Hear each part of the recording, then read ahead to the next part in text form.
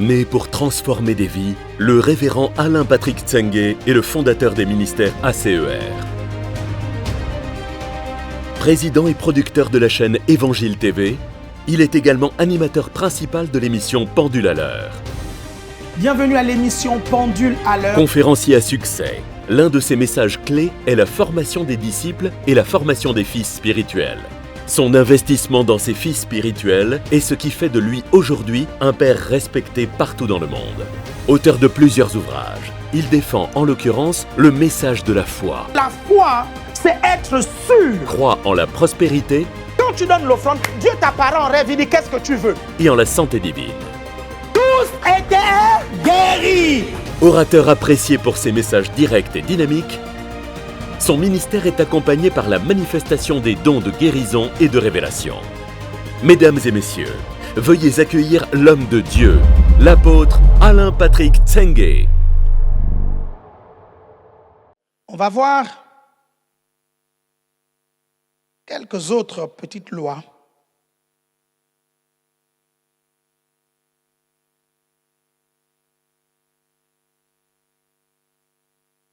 J'aimerais qu'on voit ensemble la loi de l'abondance, une autre loi de création de richesses, la loi de l'abondance. La loi de l'abondance stipule qu'il y a suffisamment de richesses sur la terre pour vous rendre tous riches. Il y a suffisamment de richesses sur la terre pour vous rendre tous riches. Si on prend la quantité d'or, la quantité de diamants, la quantité de pétrole, la quantité de cobalt, toutes les pierres précieuses qu'il y en a suffisamment pour que chaque être humain, vous me suivez, soit millionnaire. Pourquoi?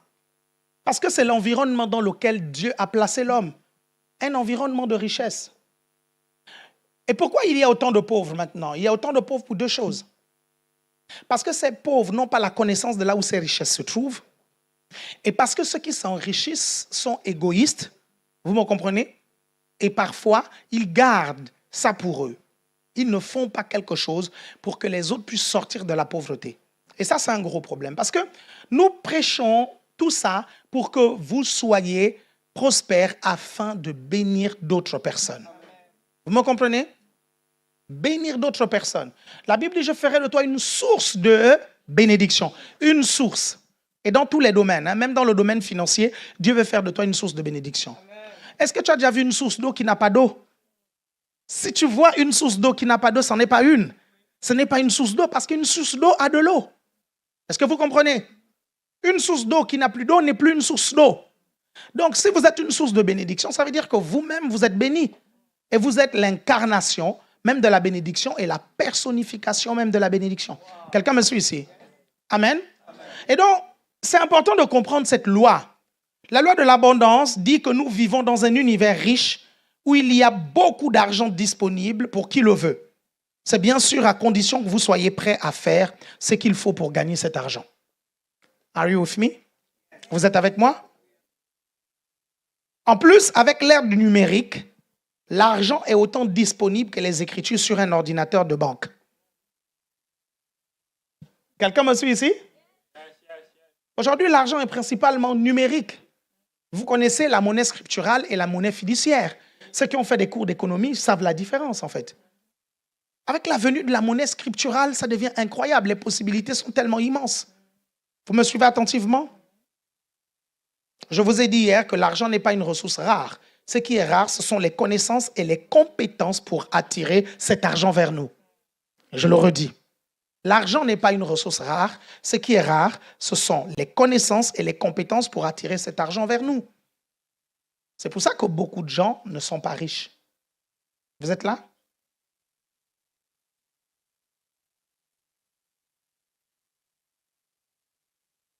Et je l'ai dit hier, c'est pour ça que vous ne serez jamais plus riche que votre cerveau.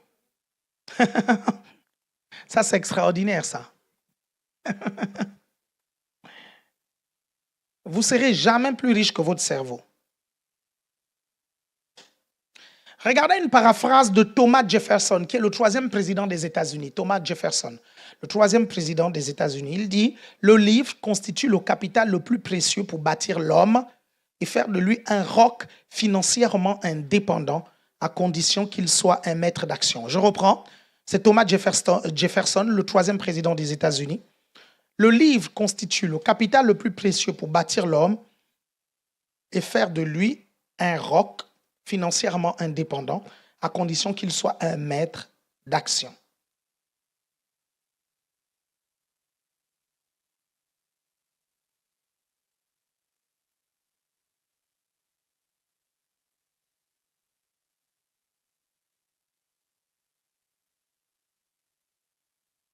Une autre loi que je veux voir avec vous, très importante, la loi de la gestion du temps.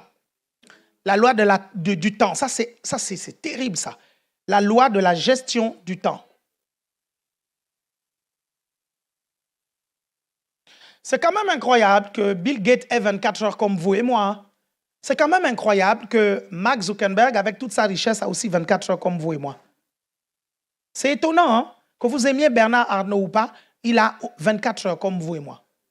Toutes les personnes qui sont riches là, que vous connaissez, et que certains d'entre vous détestent, sans raison pour moi, sans raison.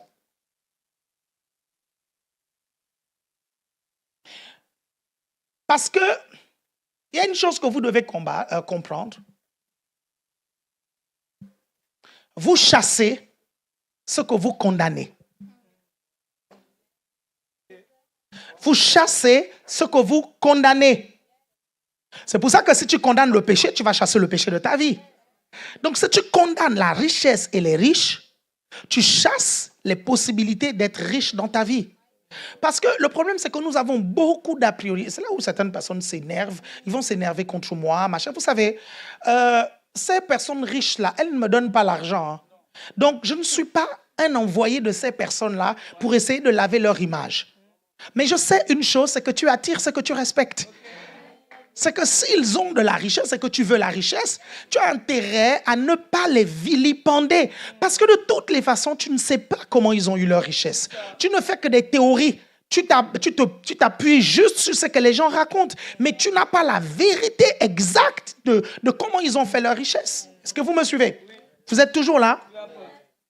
Donc, si vous dites tous les riches ne sont que des menteurs, tous les riches ne sont que des voleurs, tous les riches ne sont que des tricheurs. Alors tu dis qu'Abraham est un tricheur. Alors tu dis qu'Isaac est un tricheur. Alors tu dis que Jacob est un tricheur. Et je vais même aller plus loin. Lance-moi des tomates si tu veux. Alors tu es en train de dire que Jésus est un tricheur. Parce que je suis désolé, là où Jésus habite, les rues sont pavées d'or. Et ça, ce ne sont pas les pauvres. Quand Jésus apparaît à Jean, la Bible dit qu'il portait sur lui une ceinture en or. Quelqu'un me suit ici? Dieu n'est pas dans un environnement pauvre. C'est pas possible. Tu auras du mal à me faire croire que Dieu est dans un environnement pauvre. Dieu n'est pas dans un environnement pauvre. Je sais que tu es déjà en train de penser, tu dis déjà oui, Jésus est né dans une étable, ok, il n'est pas né dans un environnement riche. Essaye de voir la raison pour laquelle il est né dans une étable. La Bible nous donne la raison. La Bible dit qu'il n'y avait plus de place dans les hôtelleries. C'est parce qu'il n'y avait plus de place. Regardez, c'est comme si tu arrives, tu as de l'argent, mais dans la ville, il n'y a plus d'hôtel et tu es obligé de dormir sous les ponts. Vous me suivez? Ça ne veut pas dire que tu es pauvre. C'est parce qu'il n'y a plus de place. Quelqu'un me suit ici? Et c'est la raison pour laquelle, mes chers frères et sœurs, beaucoup vont dire que non, Jésus était pauvre. Jésus n'était pas pauvre. Ok, supposons un seul instant qu'il est né dans le manque. Ok, supposons cela un seul instant.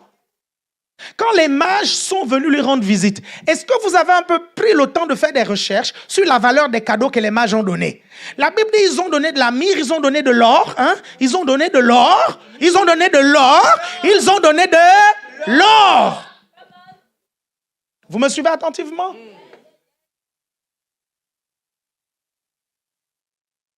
En plus, un bébé. Ils donnent tout ça à un bébé. Vous me comprenez attentivement? Vous êtes là? Ça, c'est important. Donc, tu ne peux pas commencer à dire non, tous ces riches-là sont comme ceci, sont comme ça. Si tu veux être riche, arrête déjà de parler comme ça. Essaye juste de comprendre comment ils ont fait. tu te rendras compte que la majorité d'entre eux ont appliqué les principes que j'ai dit là. Vous me suivez attentivement?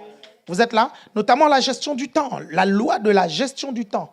Le psaume 90, verset 12 nous dit « Enseigne-nous à bien compter nos jours afin que nous appliquions notre cœur à la sagesse. » Ça veut dire qu'il y a une sagesse dans la gestion du temps.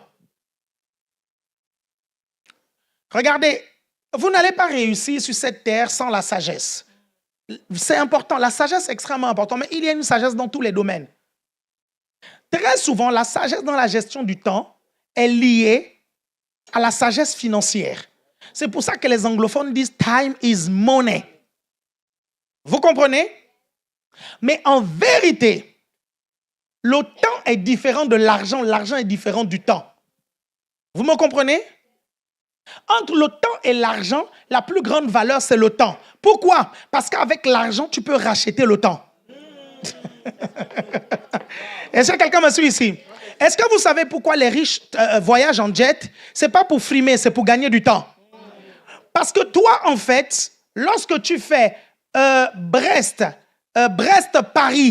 même en TGV, en 3h30, en voiture, 5-6 heures, un riche en hélicoptère, il fait moins de temps, ou en jet, il fait moins de temps. Mais en réalité, pourquoi il prend un jet? Parce que son temps a une très grande valeur. Je vous dis que pour calculer la valeur d'un individu, vous voyez tout ce que la personne gagne dans une année, vous divisez ça par mois et vous allez voir votre véritable valeur. Après, vous divisez ça par jour et vous divisez ça par heure, vous saurez votre véritable valeur à l'heure. Quelqu'un me suit ici? Calcule tout ce que tu gagnes dans l'année, tout ce qu'on te donne, la CAF, même les offrandes, les machins, tu prends tout, tu calcules, tu vas voir ta véritable valeur. Et le riche, quand il fait ce calcul, il se rend compte qu'une heure pour lui, vous comprenez, vaut par exemple 450 000 euros. Une heure, c'est un millionnaire. Une heure, c'est un milliardaire plutôt. 450 000 euros, une heure. Il préfère prendre un jet parce qu'il sait que son heure coûte cher. Est-ce que vous me comprenez? Donc, ils utilisent l'argent parce que le temps est la valeur la plus grande. Je vais vous expliquer, je vais vous donner un autre argument. Pourquoi le temps a une plus grande valeur que l'argent? Parce que quand un homme est en train de mourir, la chose la plus précieuse, c'est le temps qui lui reste. À ce moment, ces milliards n'ont plus de valeur. Quelqu'un me suit? C'est pour ça que le temps a plus de valeur que l'argent. Et avec l'argent, tu peux racheter le temps. Tout le monde me suit ici? Vous êtes là? Regarde, quand tu arrives à comprendre ça, je te garantis que tu ne passeras plus tes semaines à finir toutes les séries de Netflix. Je te dis la vérité, hein, tu vas passer ton temps à écouter tous mes enseignements sur la sagesse et l'intelligence financière. Et tu te rendras compte que non, ton temps est précieux. Quand on se retrouvera devant Dieu, l'une des choses pour lesquelles on rendra les comptes, c'est comment on a utilisé le capital temps qu'il nous a donné. Parce que chacun d'entre nous, nous venons sur la terre avec un capital temps, parce que notre corps a une date d'expiration. Quelqu'un me suit ici? Nous venons ici sur la terre, notre corps a une date d'expiration. Et cette date d'expiration dépend parfois de nos gènes. Est-ce que vous me suivez? Ce qui est bien avec cette histoire de date d'expiration, c'est que parfois tu peux aller au supermarché, tu trouves un produit dont la date a déjà expiré, vous comprenez, mais le vendeur te dit, tu peux encore manger ça, c'est encore bon. En fait, généralement, ils prennent juste une marge. Et tu prends la chose, tu vas manger, tu te rends compte que c'est encore bon. Est-ce que vous comprenez ça? Vous me suivez? Donc, même si ton corps a une date d'expiration, par la foi, tu peux rallonger ça. Quelqu'un me suit ici? Regardez, je vais vous dire quelque chose. Vous savez, quand vous aurez un certain âge, je vous dis la vérité, les voyages en économique, ça va vous fatiguer. Vous n'aurez plus l'âge de faire les voyages en éco. Vous vous rendrez compte de ça? Vous finissez un voyage en éco, tu atterris, tu tombes malade. Il y a un serviteur de Dieu, lorsque je prêchais ça, il y a un serviteur de Dieu qui m'a dit, mais mon Dieu, je prêchais ça au Gabon, il me dit, mon Dieu, mais ce que tu dis est tellement vrai. Parce que j'ai fait un voyage en Afrique du Sud avec mon épouse. Le voyage était tellement long, on était en écho, que quand on a atterri, mon épouse a fait un AVC. Vous voyez ça? Et les médecins ont dit, non, le voyage était trop long. Elle n'avait plus l'âge d'être en écho. C'est pour ça que votre foi doit grandir en même temps que votre âge et en même temps que votre argent. Non.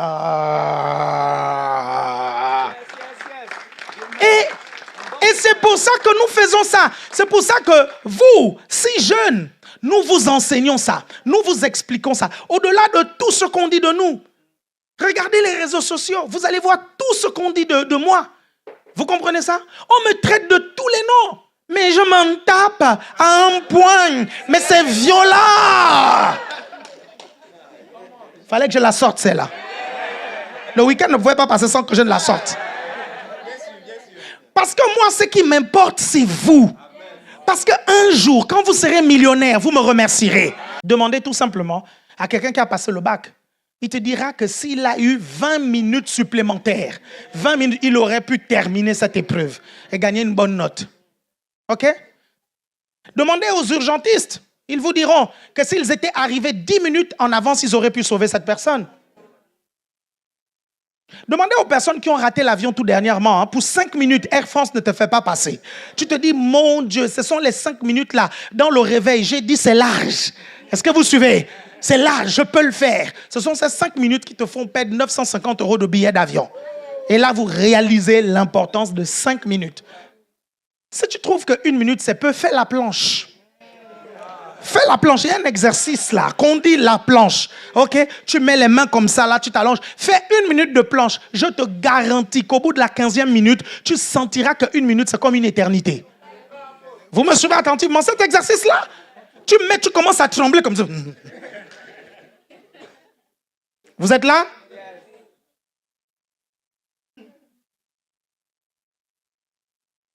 Que Dieu mette dans vos cœurs un témoignage intérieur négatif quand vous perdez du temps. Amen.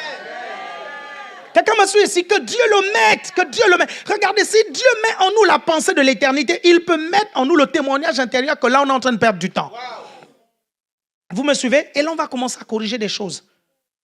Parce que beaucoup de chrétiens vivent comme ça, comme s'ils ne perdaient pas du temps, et ils n'ont pas du tout le témoignage intérieur, et c'est un problème. OK? La gestion du temps est cruciale dans le cycle de vie des personnes productives et efficaces. La gestion du temps est cruciale dans le style de vie des personnes productives et efficaces. Si le temps, c'est la vie, alors mal gérer son temps, c'est abuser de sa vie. Si le temps, c'est de l'argent, une mauvaise gestion de son temps est une perte d'argent.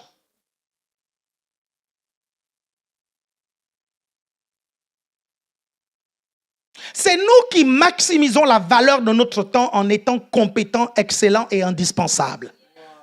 La valeur de notre temps, parce que nous n'avons pas tous la même valeur. OK? Il y en a dont le temps vaut 1 €, d'autres leur temps vaut 100 €, d'autres leur temps vaut 8 000 €, 1 heure. Vous me suivez? Mais on détermine tout cela comment? Par la compétence de l'individu, par l'excellence, le fait qu'il est indispensable. Vous êtes toujours là? OK, qui a déjà eu la mauvaise expérience d'appeler un plombier chez lui? Parce que les canalisations sont terriblement bouchées. OK? Très bien. Il y a une deuxième catégorie de personnes à côté des plombiers qui raisonnent exactement pareil. Ce sont les serruriers. Qui a déjà appelé les serruriers? Ta porte est bloquée en fait. Tu arrives, OK? Il vient. Il prend juste une ancienne radio, une feuille de papier radio. Il introduit dans la porte. Déjà, toi, tu as passé 3 heures. Hein? Au départ, tu as passé d'abord 2 heures à essayer d'appeler la cousine pour voir si elle a un double. OK? Mais elle n'a pas de double, elle a aussi perdu le double que tu lui avais prêté. Tu arrives devant la porte, tu essayes toutes les méthodes sur YouTube. Tu fais 2 heures, tu n'y arrives pas. OK? 2-3 heures, tu n'y arrives pas. Et puis enfin, là, tu dis, je vais appeler un serrurier. Le serrurier se déplace. Il vient juste comme ça. Il fait juste rentrer. Papa, juste 30 secondes. Ploum. Il dit, madame, 600 €. Et il te donne. Et quand tu dis 600 €, tout ça juste pour ça, il dit, si tu pouvais, il fallait faire. Donne-moi mes 600 €. Hein? Vous avez déjà entendu ça, n'est-ce pas? Il dit, si tu pouvais, si c'était si facile que ça, tu allais faire toi-même. Est-ce que vous me comprenez? Et vous savez, un jour, on a critiqué Christophe Colomb, OK? On lui a dit, oui, mais c'était facile de trouver l'Amérique, c'était facile de tracer cette route maritime. Et là, les gens l'ont critiqué. Ils lui ont dit, OK, amenez-moi un œuf, OK? On a amené l'œuf, vous me suivez? On a amené l'œuf bouilli, tout ça. Il dit, j'aimerais que chacun d'entre vous essaye de faire tenir l'œuf debout ici sur la table. Et les gens sont venus, ils ont essayé, l'œuf tombe. Ils ont essayé, l'œuf tombe. L'œuf tombe. Il dit, vous n'arrivez tous pas, non? Il dit oui. Et ils disent oui. Il prend l'œuf, il cogne sur la table comme ça, là, il fait comme ça. Pah! Et il lâche, l'œuf tient. Vous voyez un peu, hein? Et l'œuf tient. On lui dit, et ils nous disent, oh, mais c'était facile. Christophe Colomb dit, si c'était facile, il fallait faire. Il dit, c'est la même chose. Et chez nous, vous savez, les Nzébi, on dit, le couteau est tranchant dans la main de l'autre. C'est-à-dire que la machette, quand tu vois l'autre, ok, vous êtes à deux, dans une plantation, vous êtes là, vous taillez l'herbe, tu vois l'autre couper l'herbe avec tellement de facilité. Tu dis non, sa machette est plus tranchante. Tu lui dis non, on échange de machette. Il te donne la machette, il prend la sienne, il prend, c'est les mêmes résultats. Tu prends sa machette, tu as les mêmes résultats. Tu as l'impression que la machette dans la main de l'autre est plus facile, alors qu'il y a quelque chose que l'autre connaît que tu ne sais pas. Quelqu'un me suit ici? Vous êtes toujours là?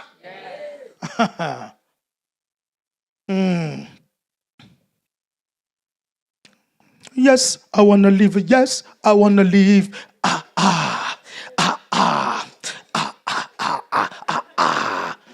Il n'y a que les anciens qui peuvent comprendre ça. Si tu ne comprends pas ça, c'est qu'assurément, ce Hébrest, tu n'es pas ancien.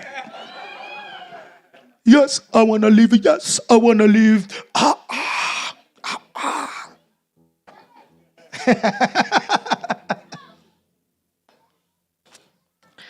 Vous êtes là?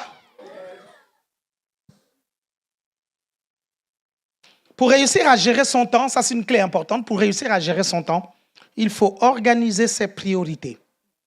Pour réussir à gérer son temps correctement, il faut organiser ses priorités. C'est quoi tes priorités? OK? C'est quoi tes priorités? À partir de ce moment-là, tu verras. Le temps, là aussi, hein, ça peut être tout un séminaire. Hein. C'est-à-dire que je peux vous faire tout un séminaire de 7 ou 8 sessions sur le temps, gérer le temps, toutes ces choses-là. Amen? OK, je vais aborder une avant-dernière loi, puis on va prier. On va prier pour la fin, bien sûr. La loi de la diversification. La loi de la diversification vous amène à multiplier les sources de création de richesse.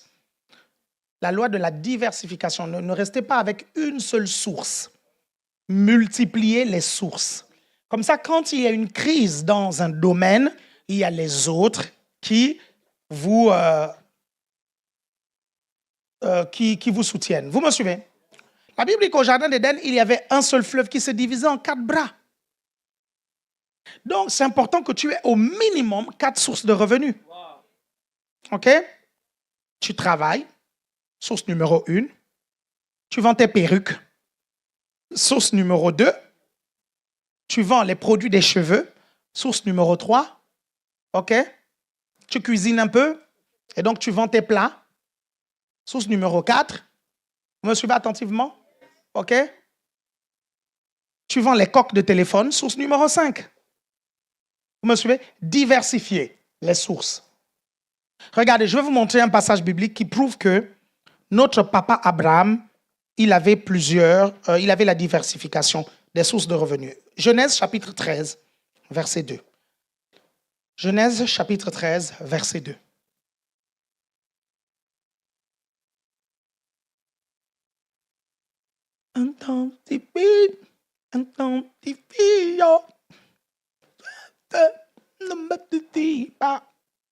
On y va.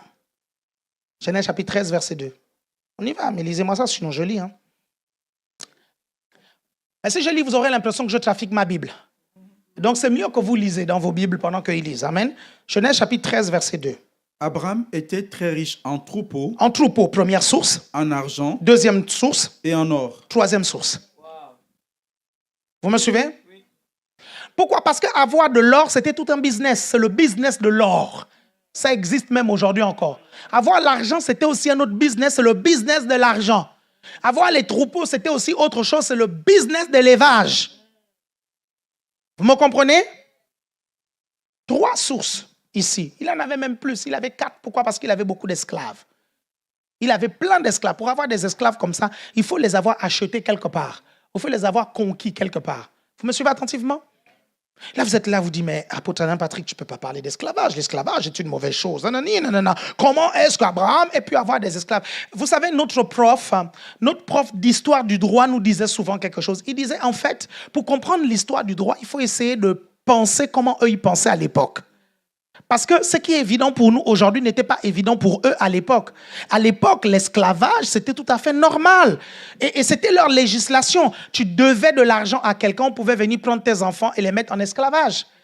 Jusqu'à ce que tu payes ta dette. Et si tu n'arrives pas à payer la dette, tu restais en esclavage. C'est pour ça que la Bible dit que celui qui emprunte est l'esclave de celui qui prête. Quelqu'un me suit ici? Il y a beaucoup ici, vous serez déjà en esclavage. Vous comprenez ça? Non, je vous assure. Et votre... Non, même pas la banque. Le maître serait ici à l'église. Parce qu'ils s'empruntent de l'argent entre eux et ils ne remboursent pas. Hein? Certains quittent les églises même parce qu'ils ont emprunté à plein de gens. Je vous assure. Tu le vois, il ne vient plus à l'église. Il doit à trop de gens.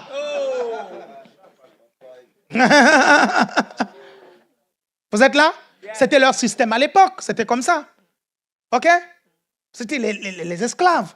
C'était leur mentalité. C'est pour ça que quand l'apôtre Paul va même parler des esclaves qui doivent être soumis à leur maître, à l'époque, dans leur mentalité, c'était quelque chose de normal. Et après, à un moment donné, les mentalités ont évolué. Est-ce que vous comprenez? Vous me suivez attentivement? Si vous n'êtes pas d'accord avec ça, à l'époque, les femmes n'avaient pas la capacité juridique.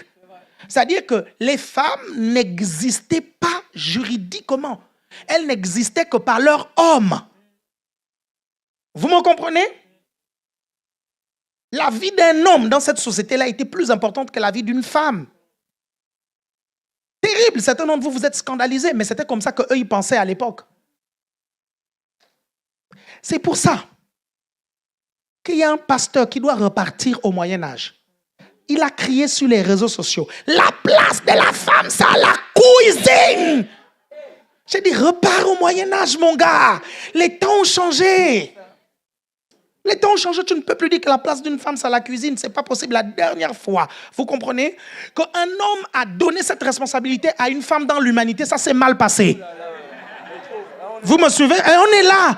Vous comme dans la merde là parce qu'Ève a donné la nourriture à Adam. Vous me suivez? Vous êtes toujours là? Tu ne peux pas dire ça. Comment est-ce que tu vas livrer toute ta vie à une femme? Tu ne sais pas que manger, ça donne de la vie et de la force. Tu ne sais pas que si elle cuisine mal, elle peut te donner la gastro. Tu ne sais pas ça, qu'elle peut te tuer avec la nourriture. Vous me comprenez? Donc tu dois apprendre à cuisiner. Est-ce que tu sais qu'elle peut te priver de nourriture? Tu comprends ça? Tout simplement parce que tu étais devant la télévision, tu as regardé Miss Mayotte. Et tu as vu, tu as dit, Miss Mayotte est belle, hein? Miss Mayotte est belle, hein? Miss Mayotte est belle. On va voir. Le soir, tu touches seulement comme ça. Elle te dit, non, on va voir Miss Mayotte. Le lendemain, tu te rends compte que la cuisine n'est pas faite. Mais chérie, tu as cuisiné quoi? Demande à Miss Mayotte. Ah oui. Vous me suivez? Parce que tu l'as vexé en admirant, vous comprenez, les Miss. Vous êtes toujours avec moi? Mais vous savez que les hommes font pareil, hein? Les hommes font pareil. Par exemple, tu regardes la télévision et ta femme dit, oh là là, mon Dieu, les pecs, en plus il a des abdos. Le problème, c'est que le gars qui est là sur le fauteuil, il a un abdal. Tu as dit quoi? Tu as dit qu'il a les pecs, hein? Ok, d'accord, il part. Le lendemain, chérie, est-ce que tu peux me passer 150 € pour acheter une nouvelle pépé? Va demander à monsieur Abdo. Va lui demander, nous autres là, oh, tu acceptes l'argent de celui qui n'a pas les pecs? Vous êtes toujours là? Et vous me dites, mais apôtre Alain Patrick, on dirait que ce que tu dis se contredit parce que pourquoi, hein? Pourquoi la femme que tu dis là demande de l'argent à l'homme alors que tu dis qu'aujourd'hui les temps ont changé et que sa place c'est pas la cuisine, donc la femme travaille, mais pourquoi alors elle demande de l'argent à son mari? Mon gars, retiens en fait qu'une femme, même quand elle travaille, elle va d'abord vouloir bouffer tout ton argent. Non, retiens-le, mon gars. Retiens-le. Retiens-le. Tu comprends? Retiens-le, mon gars. Vous travaillez, vous deux. Vous comprenez ça? Elle va d'abord faire tout pour que tout ton argent finisse. Retiens-le, mon gars. Et ça, c'est les femmes. Je te dis. Lui, c'est le chef, il dit, on va d'abord manger ton argent. Vous êtes toujours là? Et quand tu n'as pas d'argent, c'est vraiment compliqué. Je me rappellerai toujours de cette histoire. Où en fait, j'épargnais petit à petit. J'avais 100 euros, je mettais de côté. 200, je mettais de côté. J'avais une grâce particulière, 500 euros, je mettais de côté. Et quand j'avais de l'argent, je serrais vraiment, ok? Et puis mon épouse me disait souvent, mais je ne vois pas où passe ton argent. Hein? Non, ça c'est l'accent gabonais. Je ne vois pas où tu mets ton argent. Hein? Je ne vois pas ce que tu fais de ton argent, hein, Patrick? Hein? Oui, ma femme est des îles. Donc, je disais rien du tout. Et à un moment donné, on a eu des défis. Et là, il fallait sortir de l'argent. On devait payer des billets d'avion, tout ça, nos enfants, tout ça. Mais il me dit, Patrick, on va faire comment? Je lui dis, je vais payer les billets. Toi? Tu vas payer les billets comment? Je dis, non, j'ai un peu d'épargne. Toi? Le dépensier. Tu as de l'épargne? Je dis, oui, j'ai de l'épargne. Et combien? Je dis, j'ai 5 000 euros d'épargne. À l'époque, il y a peut-être 10 ans de cela. Je dis, 5 000 euros d'épargne. Patrick, tu as 5 000 euros d'épargne? Je dis, oui, mais tu as fait comment? Je dis, tu te rappelles quand tu me disais, mais je ne vois pas ce que tu fais de ton argent. En fait, je mettais là-bas. Amen. Est-ce que vous suivez? Et c'est avec ça qu'on a réussi à payer les billets d'avion des enfants. Est-ce que vous me comprenez? C'est pour ça que, cher mari, c'est important que vous ayez un peu d'argent de côté parce que je vous garantis, votre femme, je vous assure, elle a de l'argent caché dans un matelas quelque part.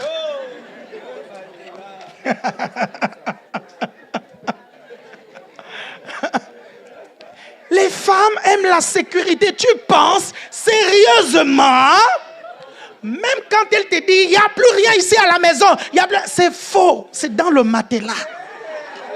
Elle a caché, elle sait, c'est la sécurité. Parce qu'une femme, elle se dit, surtout une femme qui a des enfants, elle dit, on ne sait jamais, parce que mon mari peut mourir, je n'ai pas envie de me retrouver dans des situations compliquées. Donc, elle met un peu d'argent de côté, est-ce que vous comprenez?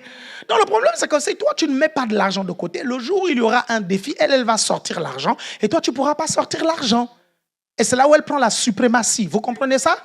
Quand tu veux lui parler, tu fais... Monsieur Fauché, tais-toi. Tu ne peux même pas parler. Tu n'as que la bouche. Vous me suivez? Aucun respect. Aucun. Est-ce que vous me suivez?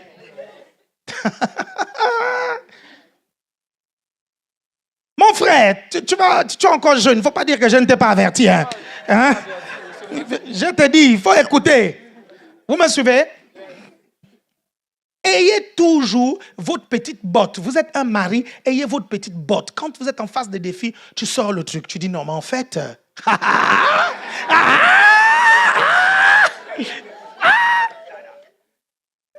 Je t'avais pas dit, mais j'avais un portefeuille numérique de bitcoins quelque part. Tu vois? Quoi? Tu avais les bitcoins? On avait des problèmes d'argent, tu n'as pas sorti des bitcoins. Mais ce sont des bitcoins. Ça prend trop de temps à transformer avant de... Est-ce que vous suivez? Vous êtes là? Ah! On aime ça. Amen. Je parlais de quoi? La loi de diversification, de la diversification. OK. Il y a quelqu'un qui s'appelle Darren Hardy. Darren Hardy. Darren avec 2 R-E-N. Hardy, H-A-R-D-Y. Qui a écrit un livre très important intitulé « L'effet cumulé ». Il est vraiment bien ce livre, l'effet cumulé. Regardez, je vous donne même mes sources. Je ne suis pas ce maître Shaolin, vous comprenez?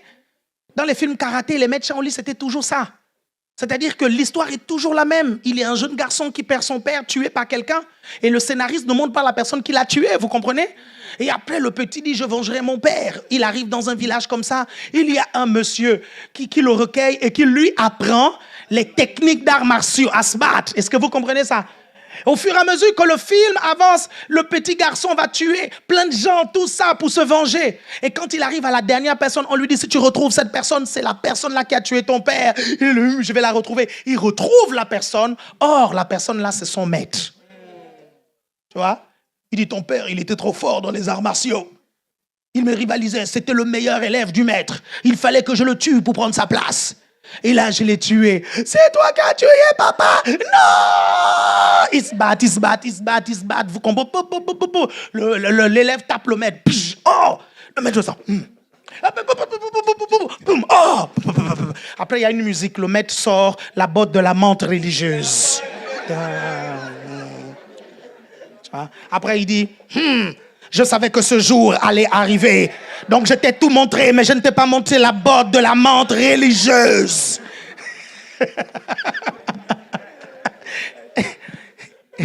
Et beaucoup de pasteurs sont comme ça, hein? Voilà, ils enseignent des choses, ils gardent un tout petit peu. Vous comprenez ça? La botte de la menthe religieuse. C'est-à-dire le jour où la personne se révolte, tu vois, non? Tu dis, tu crois connaître, mais tu ne connais pas, tu ne connaissais pas la doctrine de la mystification de la gloire. Ah, si tu restais dans mon église, j'allais te montrer ça. Vous êtes toujours là? Moi, je vous donne mes sources. Hein? Darren Hardy. Amen. La diversification vous aidera à surmonter les aléas du monde des affaires lorsqu'un secteur d'investissement a des difficultés, un autre le soutient. Amen. Il y a encore beaucoup d'autres lois, mais je vais pas vous retenir plus longtemps parce que j'ai enseigné ces lois-là à Paris en plusieurs dimanches. À Lyon, je les ai fait en plusieurs sessions. À Lyon, on a fait un premier week-end. Samedi, j'avais 2 sessions. Dimanche, j'avais 3 sessions. Et après, je suis revenu 2 week-ends après. En 3 sessions, j'ai terminé toutes les autres lois. Donc, le séminaire se trouve bien sûr sur Évangile TV, sur la page de ACE Lyon. Et à chaque fois, j'apporte toujours des petites modifications. Le séminaire de Brest, il y a peut-être des points, mais ça ne ressemble pas à celui de Lyon, mais il y a des points. Vous suivez? Amen. Donc, quand vous faites le tour de mes enseignements, vous allez voir toujours que ceci complète ça, OK? Et donc là, je vous donne du boulot qui vous empêchera ce soir d'aller regarder la dernière série de Netflix, OK? Quelqu'un me suit ici? Comme ça, vous regardez les prédications. Moi, j'ai une grâce particulière et vraiment, je bénis le Seigneur. Moi, je me dis que c'est vraiment une grâce que j'ai. Vraiment une grâce parce que il faut que je m'efforce pour trouver du plaisir à regarder un film. Je dois m'efforcer. Les seuls films, quand je les regarde, ça me fait du bien, ce sont les films drôles. OK? Ce sont des films drôles. Sur les autres films, il faut que je m'efforce. Mais moi, j'ai une grâce, c'est qu'il y a quelque chose, en fait, qui me donne vraiment du plaisir. C'est quand je regarde les prédications. Quand je regarde une prédication, j'ai envie de regarder encore la deuxième, j'ai envie de regarder la troisième. De la même façon, tu vois le goût que tu ressens quand tu regardes une série Netflix et tu n'as pas envie de t'arrêter. Moi, je ressens ça pour les prédications. Et je te dis que ça, c'est une grâce. Amen. Et reçois cette grâce au nom de Jésus. Amen. Lève-toi quelques instants. Dis, j'ai l'intelligence financière. J'ai l'esprit millionnaire. Je déclare que je suis magnétique. Aux finances. J'attire les finances à moi. Je commande aux finances, à l'argent, de venir vers moi, du nord, du sud, de l'est et de l'ouest. Je déclare au nom de Jésus que je grandis financièrement.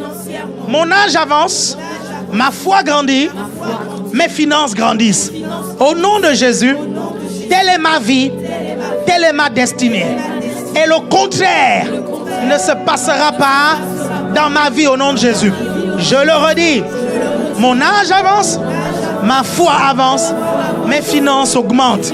Au nom de Jésus, j'ai la maturité financière de gérer des gros montants. Au nom de Jésus, je le déclare. Amen. Amen. Que Dieu te bénisse. Merci pour tout. Merci. Merci au pasteur de zone, merci au pasteur Gildas, merci au pasteur Ornella. Merci à tous les pasteurs qui ont travaillé, pasteur Tiki et tous les autres. Les 12. Merci les 12 pour votre mobilisation. Amen. C'est dans des temps comme ça que nous pouvons changer les choses. Des temps d'enseignement, des temps d'impactation. Et la raison pour laquelle je vous remercie, c'est parce que vous êtes venus ici pour être enflammés, parce que vous êtes un point de contact pour enflammer votre famille. Pour enflammer votre voisinage, vous êtes un point de contact. Amen. S'il n'y avait pas les renards dans le champ, les champs n'allaient pas brûler quand Samson les a attrapés. Amen. C'est parce que vous êtes là que nous croyons que ce réveil va se répandre. Quelqu'un me dit, I am a soldier. Là, tu es en train de jouer ça. On peut chanter ça. Je suis un soldat, on y va. Je suis un soldat sur un champ de bataille, attendant les ordres de mon commandant. Jésus, si tu appelles mon nom, je répondrai 1 milliard de fois. Je suis un soldat, je suis un soldat sur un champ de bataille, attendant les ordres de mon commandant. Jésus, si tu appelles mon nom, je répondrai 1 milliard de fois. Qui appelle mon nom? Jésus appelle mon nom.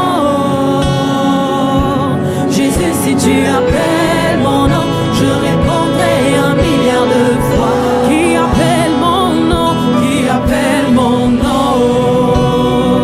Jésus appelle mon nom. Jésus, si tu appelles mon nom, je répondrai 1 milliard de fois. Je suis un soldat sur un champ de bataille, attendant les ordres de mon commandant. Jésus, si tu appelles mon nom, je répondrai 1 milliard de fois.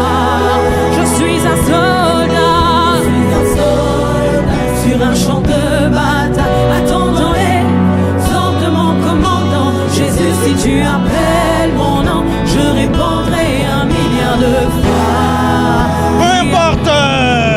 Peu importe les tempêtes, peu importe les circonstances, je m'accrocherai à toi, oh, tout un jour et à jamais. Peu importe ce que les gens disent, peu importe les difficultés, je m'accrocherai à toi, oh, pour toujours et à jamais. Qui appelle mon nom? Jésus appelle mon nom. Jésus, si tu appelles mon nom, je répondrai 1 milliard de fois. Qui appelle mon nom? Qui appelle mon nom? Jésus appelle mon nom. Jésus, si tu appelles mon nom, je répondrai 1 milliard de fois.